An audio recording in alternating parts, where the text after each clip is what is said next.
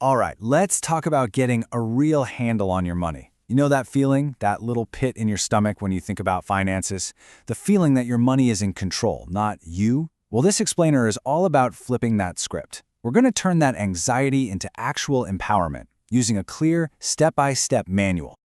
And hey, if you answered yes to that, you are so not alone. For most of us, money isn't just about numbers on a screen. Nope, it's about stress, it's about fear, it's about all that uncertainty. And that, right there, is exactly where we have to start.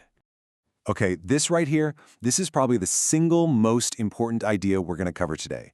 Before you can ever hope to change your bank account, you must change what you believe about money. Your mindset is the foundation. Every single practical thing we do from this point on depends on it. So here's the game plan. It's a 5-step journey. We'll kick things off with your mindset, then dive into creating a money plan. After that, we'll build a solid savings habit, figure out how to conquer debt, and finally, get you planning for an awesome financial future. Sound good? Let's jump in. All right, Section 1. This is the foundation for everything else, your mindset. And this isn't some fluffy, think positive talk. It's about a fundamental shift, a shift from being a passive passenger in your financial life to becoming the active, in-charge CEO. So what does this mindset shift actually look like in real life? Well, it means you consciously decide to manage your money instead of just letting it, happen to you. It's finally realizing that the stories you tell yourself, like whether you're good or bad with money, directly impact every choice you make. It's all about replacing that vague fear with a concrete plan. Okay, with that empowered mindset in place, we are ready for step 2, creating your money plan.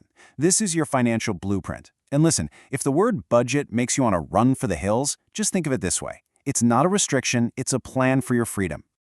A really fantastic and super simple place to start is the 50-30-20 rule. It's so straightforward.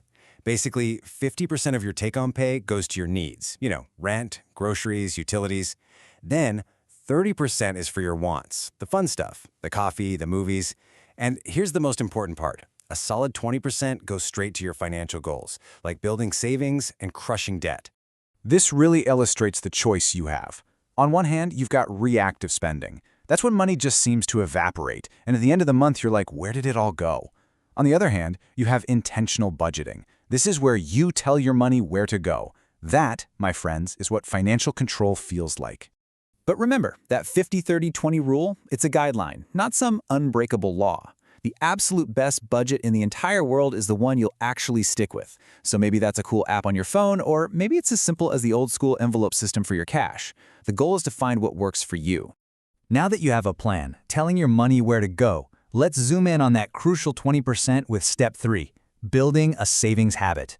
This is so much more than just putting money aside. You're actually consciously building your own financial safety net, piece by piece. So how do you actually do this? Well, it really boils down to 3 key moves. First things first, your absolute #1 priority is building an emergency fund. This is your shield against whatever curveballs life throws your way. Second, automate it. Set up automatic transfers for right after you get paid. You pay yourself first, and you totally remove the temptation to spend it. And finally, set super clear goals so you know exactly what you're saving for. And a really powerful way to set those goals is by making them SMART. The difference here is, it's night and day. I want to save for a car is just a wish. But I am going to save $300 a month for the next 20 months to buy a $6,000 used car. Now that is a plan. See? It's specific, you can measure it, and it's got a deadline. While we're building up those awesome savings, we also have to tackle the other side of the coin. And for a lot of us, it's a pretty big one: debt. It's time to create your strategy for true financial freedom. Here's the thing. Not all debt is created equal. The single most effective strategy you can use is to attack your high-interest debt first. Think of high-interest credit card debt like a fire. The longer you let it burn, the more damage it does. Putting that fire out first saves you a ton of money and speeds up your journey to being debt-free like you wouldn't believe. And guess what? You can totally speed this up. Beyond making your regular payments, start thinking about ways to boost your income. Could you start a side hustle, do some freelance work? Maybe it's finally time to negotiate that raise you absolutely deserve at work. Every single extra dollar you can throw at that high-interest debt is a massive step forward. And now, we've arrived at our final, most forward-looking step, planning your financial future.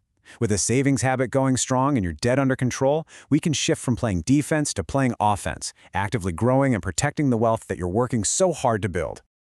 Look, this whole thing is a marathon, not a sprint. But just check out what this can look like over time. Consistent effort builds incredible momentum. In just 1 year from today, you could have a fully funded emergency fund. Done. In 5 years, you could hit a huge goal, like a down payment on a house. The habits you build today are what create that secure, comfortable retirement way down the road. And as you're building all this wealth, it is so crucial to protect it. That means having the right insurance, it means creating a basic estate plan like a will to protect your family, and it means starting your retirement planning as early as humanly possible. Think of these as the locks and the security system for the financial house you're building. And hey, never ever be afraid to get professional advice when things get complicated. So, we've walked through the whole playbook from changing your mindset all the way to long-term planning. The principles are clear, right? But the real power? That's in taking action. So that leaves us with just one last question to think about. What is the one money decision you are going to make today to get this journey started?